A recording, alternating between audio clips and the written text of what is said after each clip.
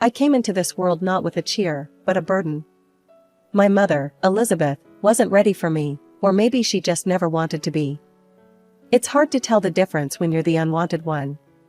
From my first breath, I was more a problem than a person in her eyes.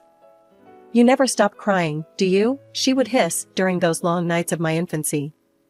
Her voice was often laced with irritation, lacking the gentle touch you'd expect from a mother. My father, Michael, was different. He was the one who stepped up, trading sleep for soothing walks with me in his arms, while my mother locked herself away in silence. "Let me take her, Liz," I remember him pleading one night, his voice as soft as the blankets he wrapped me in. "You need to rest." As I grew, the gap between my mother's affection and indifference widened, especially when Emily was born. Suddenly, there was light in my mother's eyes, but it wasn't for me. "Look at her, Michael. She's perfect," Mom cooed over Emily, something I never heard directed at me.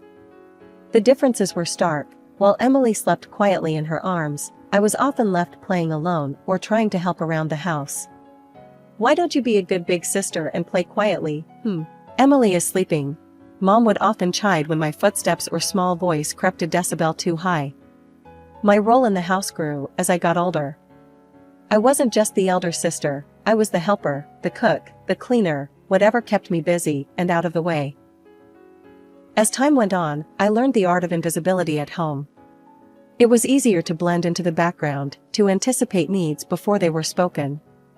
By the time high school rolled around, I was more the family caretaker than their child. "Anna, make sure the laundry's done and dinner's ready by 6, Mom would command as she left with Emily for another shopping trip, their laughter a bitter sound as it faded down the hallway. "Yes, Mom," was always my reply, mechanical, rehearsed. At school, things were different. I was a good student, quiet but diligent. Teachers noticed me, praised me, something that never happened at home. They encouraged me, talked about potential and futures that seemed so distant from my reality. "Have you thought about college, Anna?" Mr. Henderson, my English teacher, once asked. His encouragement felt like a lifeline. "I'd like to, sir. I really would," I admitted, a flicker of hope stirring within. Those moments, rare and precious, were what fueled me. They made the long days and lonely nights bearable. They whispered of a life beyond the confines of my mother's cold indifference and the shadow of my sister's favored existence. A life where maybe, just maybe, I could be seen for who I was, not just for what I could do for others. By the time I graduated high school, I had my plan all mapped out. It wasn't anything fancy, just a simple escape from a home that felt more like a prison. The day I turned 18, I packed my bags, mostly filled with second-hand clothes and a few cherished books. "You really going through with this?" Dad asked, his face lined with worry as he watched me stuff a duffel bag. "Your mom's gonna flip, you know. She expects you to stick around, help out with the house, with Emily." I zipped up the bag with more force than necessary. "I know, but I can't stay here, Dad. I gotta try and make something of myself." I moved into a tiny apartment on the edge of town, close enough to my new job at a local diner. The work was hard and the hours were long, but every paycheck was a step closer to my goal. The diner was a noisy, bustling place, filled with the clatter of dishes and the constant chatter of customers. I learned to keep my head down and my hands busy. Nights were spent in a cramped study corner of my apartment, textbooks spread out as I worked through community college applications. I was determined to be more than a waitress, more than what my mother said I'd be. "Why you both errand with all that school stuff?" my neighbor, Jo, once asked when she caught me buried in paperwork. "Ain't like it's gonna change much." "It might not," I admitted, "but it's worth a shot. I want to be a teacher, Jo. I want to do something meaningful." Jo snorted, dragging on her cigarette. "Well, good luck with that, kid. This world ain't kind to dreamers." Saving money became a game of numbers. Every tip went into a jar, every spare dollar tucked away for future tuition. I cut corners everywhere, lived on ramen and toast, and kept my eyes on the prize. After a year of relentless work and study, I had enough to enroll in college. I chose the local community college, affordable and within commuting distance. The day I received my acceptance letter, I felt a surge of pride like never before. Walking into my first class, I felt out of place with my worn-out jeans and second-hand textbooks, but I was there, in a seat, ready to learn. "You here for the early childhood education program?" a girl next to me asked, her pen tapping nervously on her notebook. "I'm Sarah. We should study together, maybe?" "Sure, Sarah. I'm Anna. I'd like that."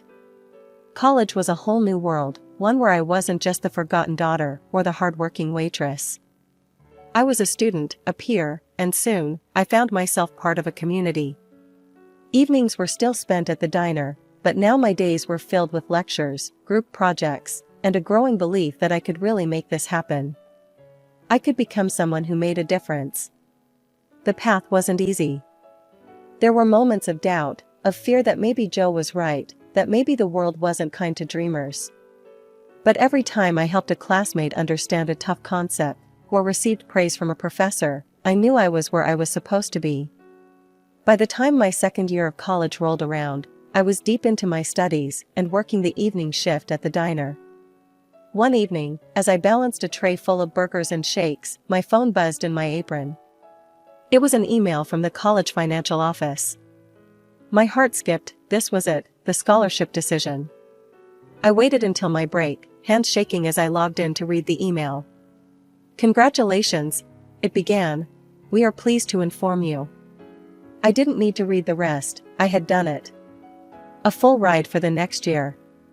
I let out a breath I didn't even know I was holding and slid down against the wall, relief washing over me. The following weeks flew by in a blur of exams and late-night shifts. But with my financial worries eased, I was able to focus more on what I really loved, learning how to teach. As the semester ended, I started applying for teaching positions, each application sent with a mix of hope and nerves. One afternoon, while I was setting up for a job fair, my old classmate, Sarah, bumped into me. "Listen, are you still looking for a job? My aunt's school is looking for a new primary teacher. You should totally apply." I followed up on Sarah's tip and landed an interview. The night before, I practiced answers to possible questions in front of my mirror, determined to come off as confident and competent. The principal, Mr. Davis, was a stern-looking man who softened a bit as we talked. "Why do you want to work with children?" he asked, peering at me over his glasses. "Because I believe every child deserves a champion, an adult who will never give up on them, who understands the power of connection and insists they become the best they can possibly be." I walked out of there feeling like I had just won my second scholarship. A week later, I got the call. I was in. I was going to be a teacher. After years of working tirelessly as a teacher and constantly hitting the books at night to stay ahead, I decided it was high time to invest in a proper laptop. Walking into the tech store, I was more than a little out of my element. Rows of shiny, high-tech gadgets lined the walls, each one promising the world. I must have looked lost because a guy with a friendly smile and a name tag that read Tom approached me. "Need some help finding something?" he asked, his tone friendly. "Yeah, I'm looking for a laptop that can handle a lot of multitasking and won't give up on me in a year," I replied, hoping I sounded like I knew what I was talking about. Tom nodded, showing me a few models and explaining the specs in a way that didn't go right over my head. "This one here would be perfect for what you need, and it's within budget." As he rang up the sale, he gave a casual, "You seem really into your work. If you ever need tech advice, or any advice, really, here's my number." We started texting, casual at first, then daily. Dates followed, easy nights out where the laughter flowed as freely as the conversation. But whenever things edged toward serious, Tom was quick with the brakes. "We're still young, Anna. There's no rush," he'd say, every time I hinted at something deeper. I didn't push it. I was busy enough, and having someone even just to laugh with felt like a win. But then, one lazy Saturday morning, as I was enjoying my coffee and the rare chance to sleep in, my phone rang. It was Mom, which was unusual enough to spike my heartbeat. "Anna, it's your dad. He's really sick. You should come." The weight in her voice pulled me upright. "I'm on my way." Tom, sprawled on the couch, sat up. "Everything okay?" "It's my dad. I have to go see him. He's sick." "I'll come with you," he offered, and something in his tone made it clear he wasn't asking. We drove in silence, the tension thick. As we pulled up to the family house, his whistle cut through the quiet. "Damn, Anna, you didn't say you grew up in a mansion." "It's not as glamorous as it looks," I murmured, my stomach knotting up as we walked to the door. Inside, Mom and Emily were the picture of superficial concern. I introduced Tom, their smiles a little too polished. "Nice to finally meet the man making our Anna so happy," Mom cooed, her eyes appraising. "We were just talking about the future," Emily chimed in, eyeing Tom like a new accessory she might like to try. I barely listened, my focus on getting to Dad. He was propped up in bed, looking so frail it knocked the breath from me. "Anna, my girl," he rasped as I approached. "I'm sorry, for everything." Tears stung my eyes, but I managed a smile. "It's okay, Dad. I'm here now." "I should have been stronger. Should have stood up for you more," he continued, each word labored. We talked a little more until he drifted off, tired from the effort. I kissed his forehead and joined the others at dinner, Tom in tow. The conversation at the table turned quickly to money, inheritances, things that seemed so trivial with Dad's room just upstairs. "Your father's made some smart investments," Mom was saying, her voice light, almost excited. "It should keep us comfortable." "Yeah, I've been looking at trips to Europe," Emily added, like she was picking out items from a catalog. Tom listened, nodding along, but I felt sick. "Shouldn't we focus on Dad's health first?" I interjected, unable to keep the edge from my voice. "Oh, Anna, always so dramatic," Emily sighed. "We have to be practical about the future." I wanted to argue, to scream that they were talking about Dad like he was already gone. But I bit my tongue, the words tasting like bile. We drove back to my place, the city lights blurring past as I let the distance from that house, from those people, slowly help me breathe easier. Coming back from that unsettling dinner at my parents' place, Tom seemed more contemplative than usual. We'd barely closed the door to my apartment when he turned to me, his expression serious. "Anna, I've been thinking a lot lately," he began, running a hand through his hair. "Marry me, Anna." The proposal was as unexpected as a thunderclap in clear skies. "What? Tom, where is this coming from?" "I know it's sudden," he admitted, stepping closer. "But today, seeing everything. I just know I want to be there for you, for good. We don't need anything big, just us, together." His words, sincere and raw, cut through the confusion. I loved him, that much was clear. And maybe, just maybe, he was the solid thing I could hold on to. "Okay, yes," I said, the decision feeling right despite the chaos of my thoughts. We didn't wait. The very next week, we stood together at City Hall, exchanging simple vows in a quiet room. No frills, no grand speeches, just a promise to each other. But even the warmth of new marriage couldn't shield me from the concern for my father. His health was deteriorating, each visit painting a starker picture than the last. One afternoon, as I sat beside his bed, holding his hand while he dozed, he stirred and looked at me with a clarity that had become rare. "Anna," he murmured, squeezing my hand. "When I'm gone, there'll be something for you. A surprise." I brushed his hair back from his forehead, smiling to ease his worries. "Dad, don't talk like that. You need to focus on getting better." But he shook his head gently. "Just know that I did what I could." His words hung between us, heavy and somber. I chose not to press him, thinking it was the illness speaking, his mind fogged by medication and pain. Leaving his room that day felt harder than ever. At home, Tom tried to comfort me, but the image of my father's frail form haunted me. Meanwhile, Mom and Emily's conversations about the future grew more frequent and filled with cold calculations. One evening, I overheard them talking in the kitchen while I was supposed to be out. "The medical bills are piling up, and with your father like this, well, it's not sustainable," Mom was saying, her voice laced with impatience. "I've already signed up for plastic surgery to find a new boyfriend."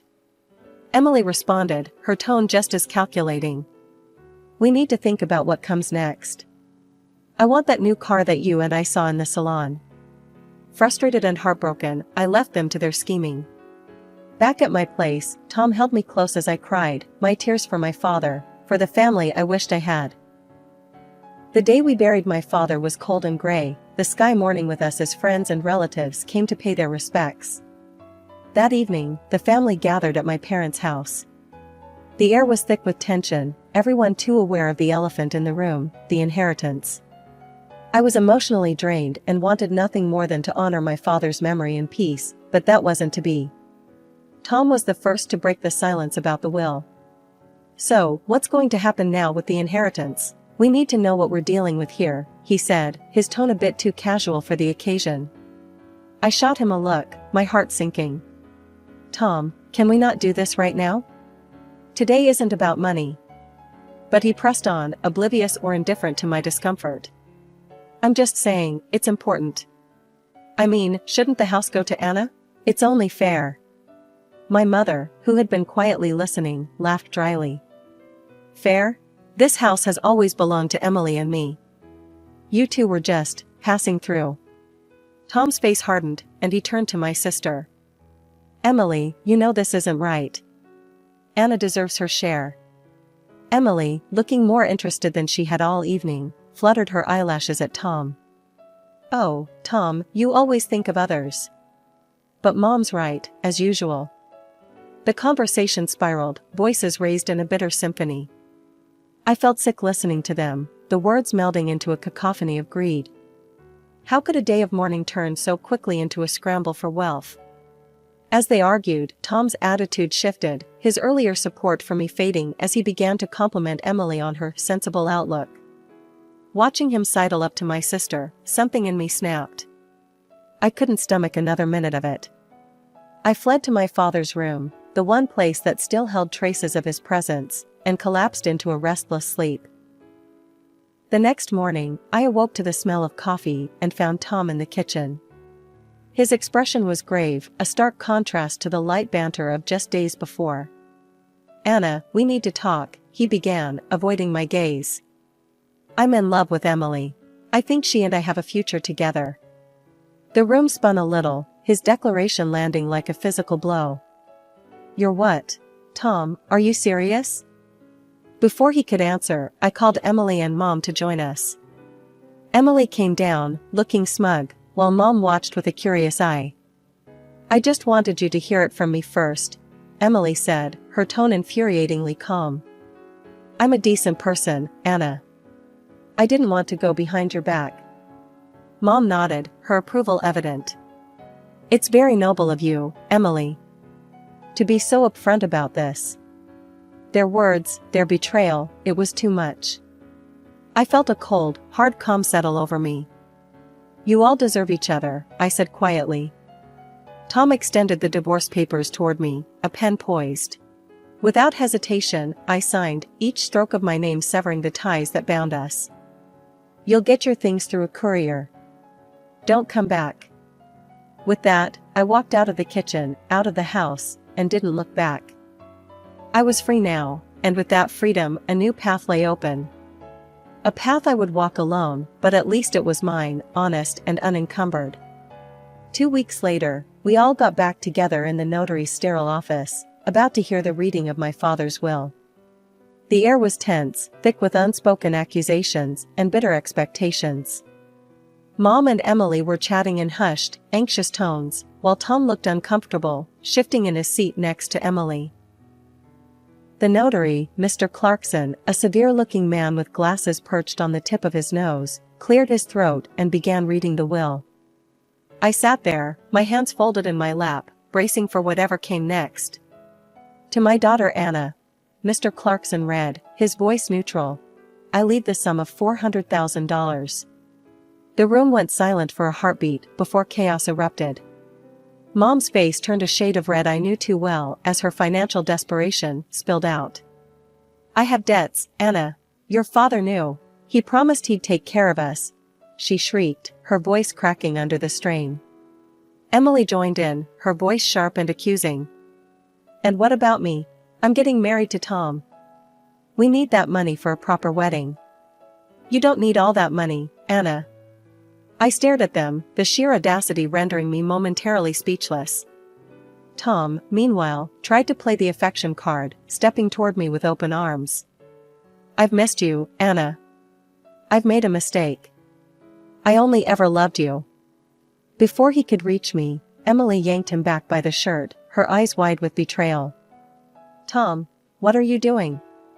He tried to wriggle free from her grasp, but Emily's grip was tight, her nails practically digging into his skin. Enough. Mr. Clarkson's voice boomed through the room, louder than I'd ever heard. If you cannot behave in a civilized manner, I will have to ask you to leave. And if necessary, I will call the police. The threat of authority seemed to pierce through the chaos, bringing a sudden, sullen silence to the room. Mom and Emily, with crocodile tears streaming down their faces, turned to me once more. Anna, please, my mother begged, her voice softening to a manipulative whisper. Think of your family. Emily, still clinging to Tom, echoed her plea. We're your family, Anna. Don't we mean anything to you? Looking at them, at their false tears and desperate faces, something inside me hardened. These were not the actions of a family, they were the actions of vultures dressed in familiar skins. No, I said firmly, my voice steady, despite the shaking of my hands. This money is what Dad wanted me to have. He knew I would use it wisely, not squander it on debts or lavish weddings. Tom, Emily, and Mom stared back, a mixture of shock and indignation written across their faces. You'll regret this, Anna. You won't be happy with this money, Mom hissed as I turned to leave. Maybe, I replied, pausing at the door. But I'd rather find that out on my own, without any of you. As I stepped into the sunlight, the cool air felt like the first breath of a new life, one where I was no longer bound by the toxic ties of those who shared my blood but not my values. I used the money to open a small private kindergarten. It was something I'd dreamed of, a place where children could feel loved and valued, the way I wished I had felt growing up. The process wasn't easy. There were permits to obtain, a property to renovate, curriculums to design, and staff to hire. But every step felt right. I named it Bright Beginnings, a nod to the new start it represented for me and the children we would serve. Business was good, better than I had hoped. Parents loved our approach, and word of mouth spread. Soon, we were at full capacity, and I began planning an expansion. One day, while reviewing blueprints with my assistant, Jenny, my phone buzzed with an update from a name I hadn't seen in a while, Rachel, a mutual acquaintance of my family. Hey Anna, thought you should know, your mom and Emily sold the house. They had to move out of town, ended up in a small place. Not much left after settling their debts. She texted. I stared at the screen for a long moment. Thanks for the update, Rachel. I typed back, a mix of emotions swirling through me. As the days turned into weeks, Bright Beginnings grew not just in size, but in reputation. It was during this busy time that Tom reappeared, as unexpectedly as he had exited my life. I was returning from a meeting when I found him standing outside my apartment, a huge bouquet in his hands and that same charming smile plastered on his face. Anna, hey, I've been thinking about you, he said as I approached, trying to hand me the flowers. I stopped short, my keys in my hand, an incredulous laugh escaping me. Really, Tom? After everything, you think flowers will fix it? Come on, Anna. I made a mistake. Can we talk? His voice was coaxing, his smile faltering just a bit. I looked at him, really looked at him, and all I saw was the same selfishness, the same opportunism. No, Tom. We can't. There's nothing for you here.